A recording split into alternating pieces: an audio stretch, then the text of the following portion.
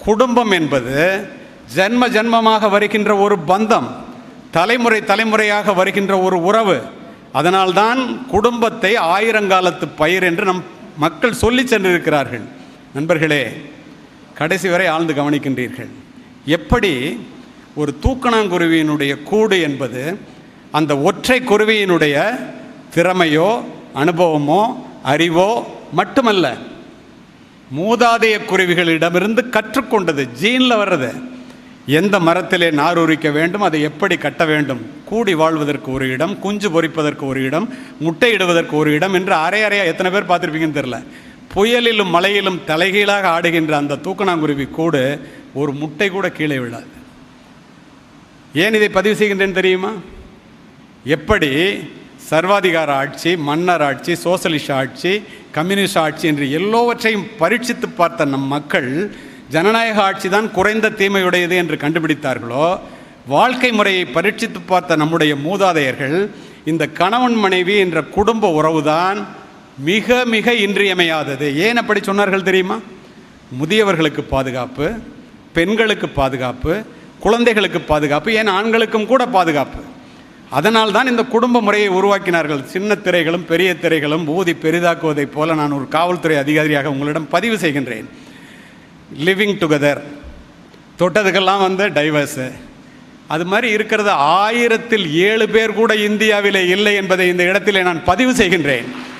993 பெண்கள் குறிப்பாக ஒழுக்கமாக கலாச்சாரத்தோடு பண்பாட்டோடு இந்திய மண்ணிலே வளர்க்கப்பட்ட காரணத்தினால் அவர்கள்தான் இந்த குடும்ப உறவை தாங்கி பிடிக்கிறார்கள் என்பதை நாம் முற்றிலும் உணர்ந்து கொள்ள வேண்டும்.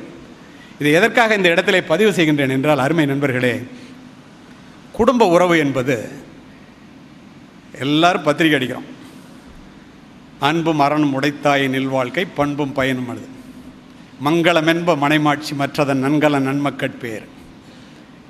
உங்களுக்கு தெரியுமா, இப்போ சென்ற மாதம் அமெரிக்காவிலே டெக்சாஸ் மாநிலத்திலே உரை நிகழ்த்தி விட்டு நானும் இன்னொரு IAS ஆஃபீஸரும் ஒன்றா வந்தோம். பெண்கள் மாநாட்டுக்கு போயிட்டு 4 பெண்கள் அதே ஃப்ளைட்டில் வந்தாங்க. என்னை பார்த்துட்டு பேசினாங்க. நான் என்னுடைய மனைவி அறிமுகப்படுத்தி வச்சேன். அவங்ககிட்ட கேட்டேன், நான் என்ன விசேஷம்னு. சார், உங்களுக்கு ஒரு முக்கியமான செய்தி இருக்குனாங்க. என்ன அப்படின்னு கேட்டேன். அவங்க சொன்னதை அப்படியே தமிழில் சொல்கிறேன் உங்களுக்கு. தமிழ்நாட்டு பெண்களும் இருந்தார்கள். பெண்கள் மாநாட்டில் உலக பெண்கள் மாநாடு, அதில் மாநாட்டு தலைவியினுடைய நடை உடை பாவனைகளையும் நுனிநாக்கு ஆங்கிலத்தையும் லிப்ஸ்டிக்கையும் ஹைஹீல்ஸையும் பார்த்து நாங்கள் வியந்து போய் நிற்க. அவங்க சொன்னதை அப்படியே சொல்கிறேன். அந்த மாநாட்டு தலைவி இந்திய பெண்கள் எங்கே இருந்தார்கள் என்று தேடிக்கொண்டு எங்களை கண்டுபிடித்து, உங்களிடம் நாங்கள் தோற்று போய்விட்டோம் என்று சொன்னார். எங்கள்கிட்ட நீங்கள் தோற்று போயிட்டீங்களா எப்படின்னு கேட்டோம். அவங்க சொன்ன பதில் என்ன தெரியுமா? உலகமே போற்றுகின்ற ஒருவனுக்கு ஒருத்தி என்ற உடன்பாட்டை நாங்கள் உடைத்து விட்டோம், நீங்கள் இதுவரை உடைக்கவில்லை, அதனால் உங்களிடம் தோற்று போய்விட்டோம். என்ன காரணம்னு கேட்குறாங்க. சொல்லியிருக்காங்க பாருங்கள், நிபந்தனையற்ற அன்பு என்பது குடும்பத்திலிருந்து மட்டுமே கிடைக்கும்.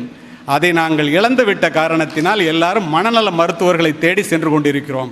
அத்துகைய சிறப்பு வாய்ந்தது. கண்ணதாசனை தான் கூப்பிடணும். இதுக்கும் பொய்யான சில பேருக்கு புது நாகரீகம், புரியாத பல பேருக்கு அது நாகரீகம். முறையாக வாழ்வோருக்கு எது நாகரீகம்?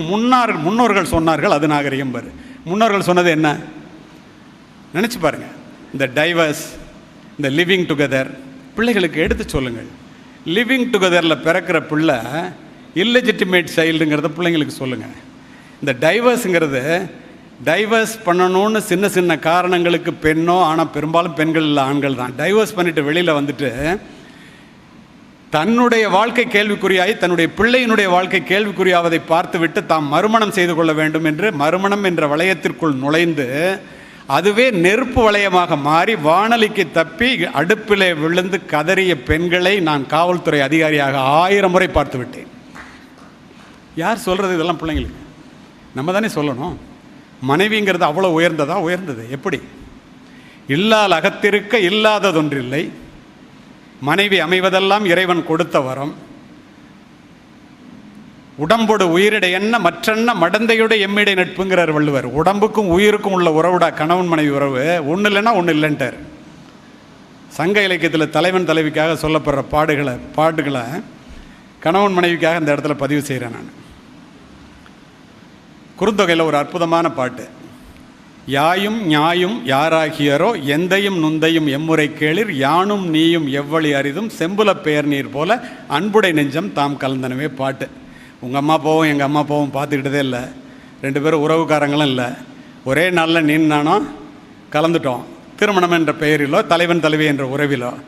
ஆனால் நம்மளுடைய உறவு எப்படிப்பட்டதுன்னா, செம்மண் நிலத்தில் மழை பெஞ்சா சிகப்பாக தண்ணி ஓடும், அதிலிருந்து அந்த நிறத்தையும் அந்த நீரையும் எப்படி பிரிக்க முடியாதோ அதை போன்றது நம்முடைய கணவன் மனைவி உறவு என்பதை சொல்லி சென்றவன் தமிழன் 2000 ஆண்டுகளுக்கு முன். அடிதாங்கும் அளவு இன்றி அனலென்ன வெம்மையால் கடியவே கணங்குழாய் ஆங்கோர் காட்டுள் துடி அடி கயந்தலை கலங்கிய சின்னீரை பிடி ஊட்டி பின் உண்ணும் களிறு. பிடின்னா பெண் யானைங்க, களிறுன்னா ஆண் யானை. ஆண் யானையும் பெண் யானையும் கோடை காலத்தில் தண்ணி இல்லாமல் ஓடுது, கொஞ்சம் தண்ணி குடித்தா தான் உயிர் வாழ முடியுங்கிற நிலை. ஒரு குட்டையில் கொஞ்சோண்டு தண்ணி இருக்குது. கணவன் மனைவி உறவுக்காக இதனை பதிவு செய்கின்றேன். 2 யானைகளும் துதிக்க வைக்குது, தண்ணி குறையவே இல்லை. ஆண் யானை குடிக்கட்டும் என்று பெண் யானையும், பெண் யானை குடிக்கட்டும் என்று ஆண் யானையும் 2 கண்ணில் நீர் சொரியுது. அதற்கு பிறகு கூட நண்பர்களே, பிடி ஊட்டி பின் உண்ணும் களிறு. பெண் யானைக்கு ஊட்டி விட்டு மீதம் இருந்த நீரைத்தான் ஆண் யானை குடித்தது. ஒரு கணவன் ஒரு மனைவியை இப்படி பார்த்து கொள்ள வேண்டும் என்று சங்க இலக்கியம் பதிவு செய்கிறது. நினைத்து பாருங்கள், எப்படிப்பட்ட இலக்கியங்களுக்கு சொந்தக்காரர்கள். மார்ட்டின் சைபர் ஸ்மித் அப்படின்னு சொல்லி ஒரு பெரிய மொழியியலாளர், அவர் பதிவு செய்கிறாரு, 20th century வேர்ல்டு லிட்ரேச்சர்னு ஒரு புத்தகம் எழுதியிருக்காரு. அதில் இந்த பாடல், அந்த யாயும் யாயும் யாராகிறோங்கிற பாடலை எழுதி ஒவ்வொரு மொழிக்கும் ஒரு 400 மொழியை தேர்வு செய்து எழுதியிருக்கிறாரு. அதில் ஒவ்வொரு மொழிக்கும் ஒரு லைன் எழுதினவர் தாய் தமிழ் மொழிக்கு 3 பக்கங்களை எழுதியிருக்கிறார். யார்? ஒரு ஆங்கிலேயர். என்ன எழுதுகிறார் தெரியுமா? If the western scholars read the Sangam poems they will find a treasure draw.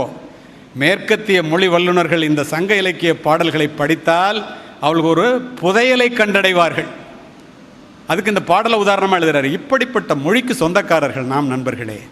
மாதா மரிக்கின் மகன்னாவின் நச்சுவை போம், தாதா எனில் கல்வி தானகலும், ஓதி உடன் வந்தோர் மரிக்கின் தோல் வழிபோம், மனையாளந்தோ இவை யாவும் போம். அப்பா செத்து போனால் படிப்பை தொடர முடியாதான், அம்மா செத்து போனால் வாய்க்கு ருசியாக சாப்பாடு கிடைக்காதான், கூட பிறந்தவன் செத்து போனால் வலிமை போயிடுவான், மனைவி இறந்து போனால் இது எல்லாமே போயிடுமா. நீரின் அருமை பயிரில் தெரியும், நிலத்தின் அருமை பயிரில் தெரியும். நீரின் அருமை பயிரில் தெரியும், நிலத்தின் அருமை கதிரில் தெரியும். தந்தையின் அருமை பண்பில் தெரியும், தாயின் அருமை அன்பில் தெரியும், மகளின் அருமை பாசத்தில் புரியும், மகனின் அருமை நேசத்தில் புரியும், படிப்பின் அருமை பதவியில் தெரியும், பணத்தின் அருமை வறுமையில் தெரியும். இவை அனைத்தின் அருமையும் மனைவியில் தெரியும். ஆனால் அவள் இறப்பிற்கு பின்பே இந்த ஆண்களுக்கு புரியும்னு எழுதும். மனைவி இருக்கும்போதே கொண்டாட வேண்டும் என்பதற்காக பதிவு செய்தான். நீங்கள் நினச்சி பாருங்கள், நம்ம எல்லாம் வெள்ளையும் சொல்லையுமா வெளியில் வந்து உட்காந்துருக்கிறதுக்கு காரணமே நம்ம தான். நம்மளை அறியாமல் நம்ம மனசுக்குள்ளே ஒன்று இருக்கோம். ஆனால் உண்மை என்ன தெரியுமா? உன்னை கரம் பிடித்தேன் வாழ்க்கை ஒளிமயமானதடி, பொன்னை மணந்ததினால் சபையில் புகழும் கூடுதடி, கால சுமைதாங்கி போல மார்பில் இணைத்தாங்கி வீழும் கண்ணீர் துடைத்தாய், அதில் என் விம்மல் தணிந்ததடி, பேருக்கு பிள்ளை உண்டு வேறு பேச்சுக்கு சொந்தம் உண்டு, ஆழம் விழுதுகள் போல் உறவுகள் 1000 இருந்தன, வேறென நீ இருந்தாய் அதில் வீழ்ந்து விடாமல் நான் இருந்தேன். மனைவி வேற இருக்கிறதுனால தான் இத்துணை ஆண்களும் ரோட்டரியில் மிகப்பெரிய ஆட்களாக இங்கே வந்து அமர்ந்திருக்கிறீர்கள் என்பதை தயவு செய்து ஒருபோதும்